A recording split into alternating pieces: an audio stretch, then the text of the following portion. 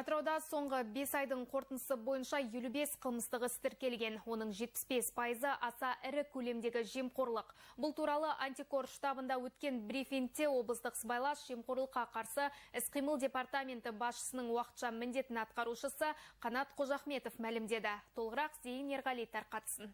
Қылмыстың басым бөлігі бюджет қаражатын жымқыру және пара алу фактісі бойынша тіркелген. Заң бұзушылық бойынша 27 адам жауапкершілікке тартылыпты. Оның 7-еуі мемлекеттік мекеменің басшысы.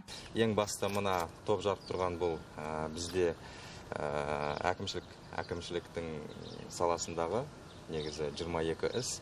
Оның сыртында ең басым бөлігі сыбайлас жемқорлықтың өршіп тұрғаны бұл денсаулық сақтау бағыты. Ол 17 қылмыстық істі құрайды. Оның сыртында мемлекеттік сатып алулар 21 қылмыстық іс, және мына мемлекеттік бағдарламаларды орындау барысында анықталған бұл 8 қылмыстық іс. Оның сыртында қосымша мына әлеуметтік бағдарламалар орындалу барысында 9 қылмыстық іс, және бұл құрылыс саласындағы 5 қылмыстық іс.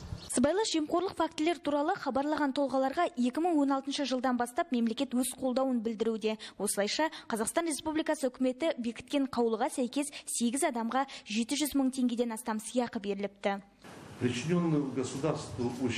Бүгінде мемлекетке 1 миллиард теңгеден астам келтірілген залалдың 98% қайтарылған. Пара алу фактісі бойынша тергеуге алынғандардың ісі әлі қаралуда. Қазіргі уақытта жан-жақты зерттеулер жүргізілуде. Жемқорлық қоғамның дамуын тежейтін кесел. Осы ретте өңірдегі сыбайлас жемқорлыққа қарсы іс-қимыл агенттігі басқарма қызметкерлерімен жүйелі түсіндірме жұмыстарын жүргізуде. Онда мекемелердің лауазымды тұлғаларына қатысты қозғалған қылмыстық істер қаралуда. Зейін Ерғали, Тілекқабыл Құмаров, Атырау телеарнасы.